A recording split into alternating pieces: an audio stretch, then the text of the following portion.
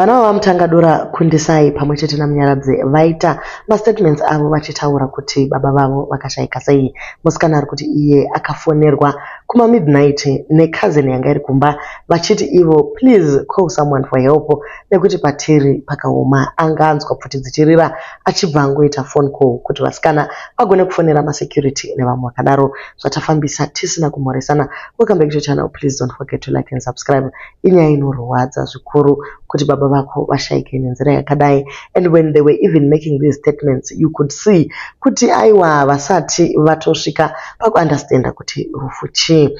Vari kutotaura zvachose kuti they are still confused. They don't know what to think and how to feel. Asi pari zvino ndo zviri kutoitika. It is becoming a reality as people are coming in kuzo offer condolences avo nemamwe proceedings anenge achida kuti aitwe. Mukomana ataura iye akati paangodaniwa kumba asvika ndokungotora baba kuisa mumota nekuvamanyisa kuchipatara. Even if he was declared dead upon arrival, iye ari kutotaura kuti chero kuti ticheke kuti baba vanga vachiri nani here patapwa kumba hatina kukwanisa kuzviita nekuti tatakazara zvakare confusion. So vana vari kuti vasvika kumba baba vanga vari unconscious, body yavo ichiratidza kuti iri lifeless. Asi chatanga kupinda mupfungwa dzavo ndechekuti vangotora baba vamanye navo. So vaenda at the nearest Ruwa clinic. Pavasvika vakangoudza kuti aiwa hapachina munhu. Inyaya inorwadza zvikuru, inodambura mwoyo. Ngatinzwei vachitaura mashoko aya zvakaoma hazvo. As I said, 26 past 12. I don't know the exact time I take as finishes. He was unconscious, he was lifeless, but one time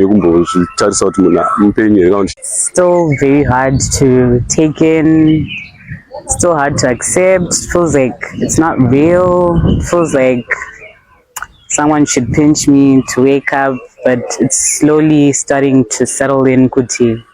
That's the reality of what happened today. I was preparing to sleep so that I'll be able to go to work in time today, which is Monday.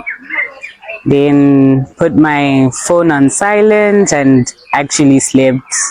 Then I suddenly woke up around 12 and my phone is blowing up because my cousin kept calling me constantly, but I'd actually put it on silent. Then I'm trying to answer, she's cutting and she's typing saying, hey, there's robbers in the house, I've heard a gunshot, call anyone, call everyone, we need help. I can't answer the call, just call anyone that you can call. So that's when I started calling my older brother, Munyaradzi. Then started calling the people that stay around as well. I called the guard that guards the hideout side. He also started calling other people at Kutiwauye to help out and to see the situation. So as that was all happening, my sister and I were on the way from Sunridge to come here.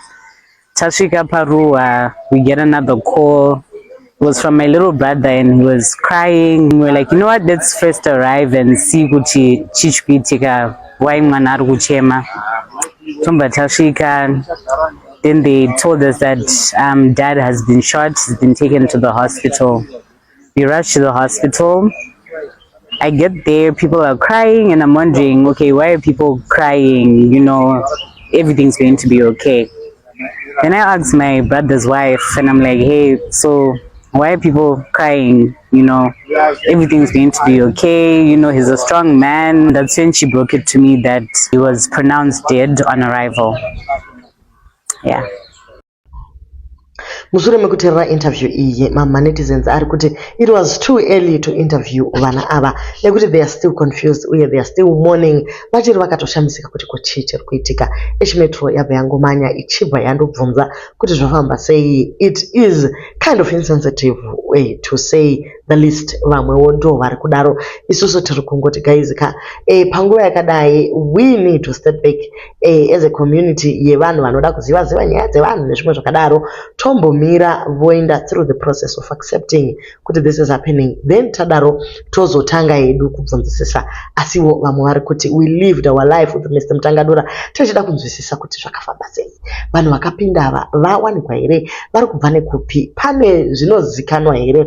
So that was the reason for that, kupawo vanhu closure since he was a man of the people, munhu wavanhu, vanhu vanenge vachida kunzwisisa kuti zvafamba sei. Is there anything we can do as a community to help? Mwana ataura kuti baba wake vakavaka chero dzimba for vanhu vanovashandira kuti vagone kugara vese panzvimbo zvakanaka. Anyway guys, ndo zviri mastreets, tichange chingokupai as the story develops, asi tichisingakangamwe kuti aiwa panguva ino tinomira nemhuri uye tichiri kungochema pamwe chete.